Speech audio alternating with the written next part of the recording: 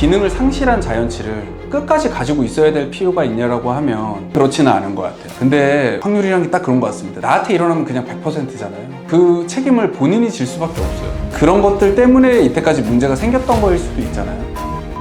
도저히 못 참고 하면 안 되냐고 하시는 분들한테는 그런 말씀 많이 드려요. 그러면 저희 병원에서 자주 뵙게 될 거라고, 회복 기간도 훨씬 길어질 거라고. 임플란트 하시고 나서 말씀하시는 문제점 중에 하나는 원래 자기 치아보다 못하다라는 이야기를 진짜 많이 하세요. 자기 치아보다는 좀 힘도 좀 약하고 물리는 이질감도 좀 들고 하기 때문에 그 부분을 좀 최대한 줄이기 위해서 노력하고 있습니다. 자연치와 다르게 임플란트는 충치가 먹지 않기 때문에 고통을 잘 못 느껴요. 그러다 보니까 다 괜찮으신지 알고 사용하시고 하는데, 단순하게 생각해보면 이제 잇몸 관리가 안 되거나 자기도 모르게 음식물이 좀 많이 껴서 잇몸이 많이 내려가고 그 상태에서도 또 모르고 있었다가 계속 붓고, 이런 과정들이 반복되다가 나중에 한 번에 터지면서 오시는 분들이 좀 있어요. 일반적으로 한 8mm에서 10mm 정도의 임플란트를 식립을 하는데, 참 신기하게도 그 8mm가 전부 다 뼈에 붙어 있지 않더라도 한 2, 3mm 정도만 뼈에 붙어 있더라도 흔들리지 않아서, 이게 흔들린 다음에 오면 이미 늦은 경우들이 되게 많아요. 잇몸이 이미 뼈가 다 녹아서 그냥 다시 심기도 힘들 정도로 그런 분들이 좀 많이 옵니다. 요즘은 이제 임플란트 보철물, 머리가 올라가고 나면 대부분을 지르코니아라는 제품을 사용하기 때문에 상당히 강도가 좀 좋고, 치아랑 다르게 좀 날카롭다라고 표현을 많이 하세요. 음식이 좀 깨지는 느낌이 아니라 잘린다? 그 부분을 좀 낯설어 하시는 분들이 되게 많습니다. 임플란트는 고정이 돼 있죠. 치아 같은 경우에는 치주 인대로 어느 정도 잡혀 있어요. 이 차이가 되게 큰 게, 인대가 있기 때문에 인지 능력도 있고 음식물이 우리 입안에 들어오면 어느 정도 들어왔는지도 치아로 좀 느낄 수 있어요. 임플란트는 아예 느낄 수가 없죠. 넣었다 뺐다 하는 틀니가 아니라 고정된 틀니가 있다라고 생각하시면 그게 또 편할 수도 있습니다. 원래 자연치를 쓰시던 분들은 되게 많이 불편해 하세요. 반대로 틀니를 쓰시던 분들이 임플란트를 쓰시면 정말 만족해 하세요. 이미 좀 적응이 돼 있기 때문에 정말 만족해 하십니다. 제가 생각했을 때 임플란트 최대 단점은 자연치와 다르게 뭐 힘도 약하고 뭐 이런 것들이 있을 수 있지만 음식물이 정말 잘 껴요. 근데 임플란트와 임플란트 사이는 사실 그렇게 많이 끼지 않지만 임플란트와 자연치 사이는 정말 많이 껴요. 임플란트는 뼈에 완전히 고정이 되어 있고 자연치는 치주인대 때문에 조금씩 미세한 움직임이 허용이 돼요. 그러다 보니까 치아는 조금씩 움직이고 임플란트는 고정이 돼 있으니 그 사이로 음식물이 들어왔다가 빠지지 않는 경우들이 제법 많이 나오죠. 환자분들은 이 부분을 되게 불편해 하세요. 그래서 막 음식물 좀 덜 끼게 공간을 더 줄여달라 뭐 이런 이야기를 많이 하시는데, 저는 솔직히 잘 끼고 잘 빠지는 게 오히려 더 좋다라고 많이 말씀을 드려요. 보철물 새로 해서 덜 끼게 만든다고 해도 나중에 관리가 좀 안 되거나 해가지고 잇몸이 또 내려가면 또 공간이 생겨서 음식물이 또 끼게 될 거고, 관리를 잘한다고 하더라도 덜 끼니까 그런 상황에서 끼게 됐을 때는 진짜 빼기가 쉽지가 않거든요. 너무 빡빡해서. 때문에 그냥 어느 정도의 음식물이 끼고 빠지고 이거를 잘 관리해 주는 게 훨씬 더 중요한 것 같습니다. 임플란트 주의염은 의원성이 있고 이제 환자분의 관리에 문제가 있거나 할 때 발생할 수 있는데, 일반적으로는 이제 술자가 숙련된 사람이 아니라 뭐 임플란트를 뼈에 어느 정도 위치에 자리를 잡게 한다던가, 보철물을 빼낼 때 잇몸 모양을 제대로 만들지 못한다던가, 보철물과 임플란트를 연결하는 과정에서 치과 재료물들을 좀 확실하게 제거하지 못하고 남아있을 때 발생하기도 합니다. 환자분의 이제 관리 쪽으로 넘어가게 되면 보통은 흡연, 습관적이지 않은 칫솔질, 음주, 당뇨, 여러 가지 원인들이 주의염으로 올 수 있는 계기가 되기도 합니다. 금방 말씀드렸듯이 의원성과 이제 환자분의 관리 영역이 있다라고 했는데, 다시 말하면 숙련된 술자에게서 임플란트 시술을 잘 받고, 그리고 그 이후서부터는 지속적인 관리와 귀찮더라도 병원을 한 번씩 내원하셔서 사진을 찍고 확인을 한 번씩 하는 게 되게 중요합니다. 임플란트는 좀 이상적인 치아의 모형을 만들 수가 있죠. 치아는 아무래도 뭐 수십 년 쓰다 보면 마모도 되고 깨지기도 하고 변색도 되고 뭐 여러 가지 문제가 생길 수 있잖아요. 그리고 원래 내 치아가 좀 뒤틀려 있을 수도 있어요. 뭐 교정이 좀 필요한 상태이거나 내 턱 크기에 비해서 치아 크기가 너무 커가지고 약간 삐뚤삐뚤 날 수도 있고, 근데 이런 부분을 임플란트를 하면서 다 해소시킬 수 있어요. 이런 건 되게 큰 장점입니다. 이미 좀 틀어져 있는 교합 평면도 어느 정도 원래대로 좀 바꿀 수 있고, 한쪽으로만 좀 많이 씹히게 되는 상황이었으면 좀 양측성 교합으로 유도해낼 수도 있고, 그리고 심미적으로도 좀 더 좋은 형태로 만들 수도 있는 뭐 여러 가지 장점이 있습니다. 근데 아까 임플란트의 좀 단점을 많이 얘기했지만 사실은 그렇습니다. 자연치를 오래 쓰는 게 더 좋기 때문에 그래요. 그러니까 임플란트는 자연치에 비해서는 단점이 좀 부각될 수밖에 없는 의료이기 때문에 자연치를 더 관리를 잘하는 게 훨씬 중요합니다. 자연치 관리가 이제 잘 안 되고 실패한 경우에 기능을 상실한 자연치를 끝까지 가지고 있어야 될 필요가 있냐라고 하면 저는 항상 그렇지는 않은 것 같아요. 아까 말씀드렸듯이 임플란트의 장점이 자연치의 치열을 좀 변형시킬 수도 있고 심미적으로도 더 좋게 만들 수도 있고 이게 환자분의 니즈와 잘 맞으면 임플란트는 정말 좋은 치료가 될 수 있거든요. 임플란트는 내 치아의 상실과 내 치아의 좀 단점들을 보완할 수 있는 궁극의 치료라고 생각합니다. 제가 이제 환자분한테 많이 설명하는 것 중에 하나인데 우리가 이제 잇몸뼈라고 하면 보통은 이제 기저골 위에 치조골이라는 게 있어요. 이 치조골이 치아를 잡고 있는 뼈인데 이 치아가 없으면 치조골은 더 이상 기능을 하지 않기 때문에 계속 소실이 됩니다. 근데 그 사이에 임플란트를 넣어 둠으로써 이 뼈는 계속 기능을 하기 때문에 계속 존재할 수 있는 거거든요. 때문에 치아가 상실됐을 때 최고의 대안은 당연히 임플란트죠. 브릿지로 해서 뭐 연결해가지고 그 공간을 메꾼다던가 넣었다 뺐다 하는 틀니 괜찮지 않냐 할 수 있는데 그래도 내 뼈를 보존한다라는 느낌과 그 부분의 공간을 좀 채워 넣는다는 느낌은 임플란트가 제일 좋은 것 같습니다.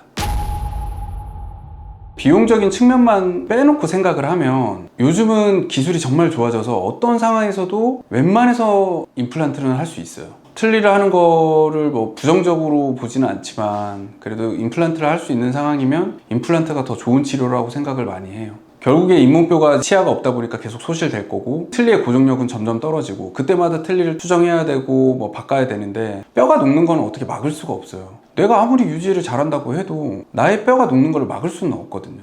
치아가 없기 때문에. 그런 면에서 저는 임플란트가 더 좋은 치료라고 많이 생각을 합니다. 기저골 위에 있는 치조골은 치아를 감싸고 있는 뼈예요. 치아가 빠지고 나면 이 치조골은 수평 수직적으로 골 손실이 무조건 일어나요. 이게 안 일어나는 분은 제가 본 적이 없습니다. 근데 틀니를 오래 쓰다 보면 당연히 이제 틀니는 잇몸을 압박을 하다 보니까 잇몸은 계속 힘을 받을 거고 그 안에 있는 뼈는 녹는 속도가 틀니를 안 쓰는 것보다 더 가속화될 수밖에 없어요. 그래서 잇몸은 점점 두꺼워지고 안에 있는 뼈는 점점 녹고 틀니 한 10년, 20년 쓰고 오신 분들은 정말 뼈 이식도 많이 해야 되고 새로 만들어야 되는 뼈도 많고 임플란트 식립하기도 좀 까다롭습니다. 틀니의 너무 단점만 얘기를 했는데 요즘 기술이 좋아져서 웬만해서 다 심을 수 있다고 했지만 정말 심기 힘든 분들도 있어요. 사고로 한쪽 뼈가 좀 많이 소실이 됐다거나 유전적으로 9순 9개월 때문에 잇몸 라인이 좀 많이 다르다거나 뭐 이런 면에서 복합적으로 봤을 때 틀니는 그 다음 대안으로는 당연히 좋습니다. 사실 저는 브릿지는 요 사이 뼈가 너무 없어서 뼈 이식도 하기 힘들고 임플란트가 도저히 힘든 상황들이 가끔 있어요. 특히 앞니 쪽에서 좀 많습니다. 앞니 쪽은 좀 뼈가 얇기 때문에 이런 부분에 대해서는 이제 옆에 건강한 치아가 있으면 어쩔 수 없이 임플란트가 불가능하니까 브릿지를 하자라고 말씀을 드리는데 임플란트를 할 수 있는 상황이면 브릿지를 선호하지 않는 게 멀쩡한 치아 두 개를 깎을 수밖에 없거든요. 이런 부분에서 좀 아쉬워요. 사실 임플란트는 환자분들은 잘 심었는지 안 심었는지 잘 몰라요. 뼈 안에 있으니까 최종적으로 나오는 보철물 가지고 많이 평가를 많이 하시죠. 그래서 이것까지 잘 만들어 줬을 때 그때 임플란트가 진짜 좋은 기능을 한다고 하면 거의 자연치에 준하는 능력을 갖는다라고 얘기합니다. 근데 통계적으로는 자연치와 임플란트의 힘의 비율은 자연치가 100이면 임플란트 한 80 정도라고 얘기를 해요. 자연치랑 똑같이 100% 같은 힘을 발휘한다라고 얘기하면 좀 그건 거짓말인 것 같습니다. 저희가 전체 임플란트 뭐 이런 식으로 오면 위에 틀니 쓰시고 아래 자연치 이렇게 있는데 자연치 부분이 뭐 좀 약해서 좀 빼고 여기를 임플란트를 하고 싶다라고 하시는 분들이 있어요. 근데 저는 그런 분들한테 좀 권해드리는 거는 힘의 균형이 좀 맞아야 된다고 생각을 많이 해요. 틀니는 자연치에 비해서 힘의 한 20% 정도밖에 안 되기 때문에 위에 임플란트를 하실 게 아니면 아래도 전체 임플란트를 권해드리지 않아요. 위에 틀니를 쓰고 계시면 아래 그냥 그러면 임플란트 한두 개 해서 임플란트 틀니를 쓰자라고 많이 말씀을 드려요. 오히려 위에는 틀니 아래는 임플란트 뭐 이런 식으로 사용하게 되면 아까 말씀드렸듯이 틀니가 더 과도한 힘을 받아서 치조골의 흡수가 더 빨리 일어나요. 그럼 위쪽에 있는 틀니는 계속해서 이제 불편하게 되죠. 술, 담배는 수술 직후에 길게는 한 달은 좀 참으라고 많이 말씀드려요. 술은 드시고 나면 관리 못 하시고 주무시는 경우가 많으니까 좀 그런 부분에서 안 좋은 것 같고 염증이 좀 많은 분들도 술을 드시면 좀 관리가 좀 안 되는 것 같아요.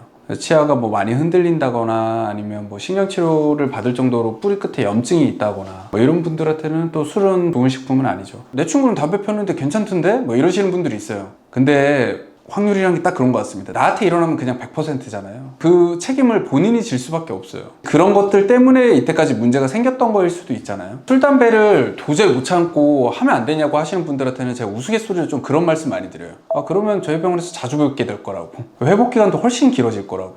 저희는 뭐 병원에서 자주 뵈서 좋기는 한데 환자분이 좀 싫으실 수 있다 이렇게 말씀은 드려요. 뭐 오돌뼈 뭐 이 정도?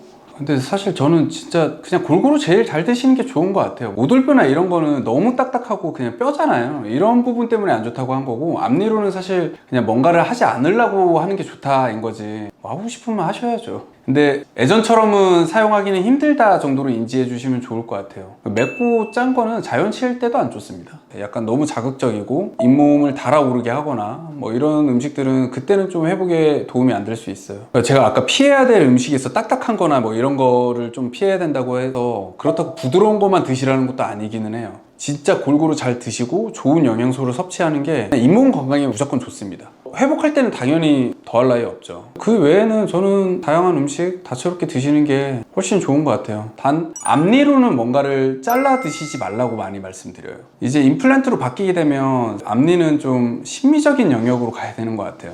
앞니로 면을 끊어 먹는다던가 이게 쉽지가 않습니다. 이게 왜 그러냐면 임플란트는 쿠션감이 약해서 충격 완화 효과가 되게 적어요. 앞니는 혀로 밀기만 해도 앞니가 조금씩 밀린다, 어렸을 때 이런 이야기 많이 하잖아요. 이게 치축이 완전 달라요. 어금니는 거의 위아래 수직적으로 좀 부딪히면 앞니 쪽은 위에는 좀 대각선이고 아래는 수직이기 때문에 아래에서 계속 쳐버리면 위쪽에 있는 임플란트는 수평적으로 힘을 좀 많이 받거든요. 이렇게 되면 위쪽 임플란트가 많이 상할 수 있어요. 그래서 앞니 쪽 교합은 우리가 너무 타이트하게 만들어 드리지도 않아요. 나중에 문제가 될 여지가 커지기 때문에.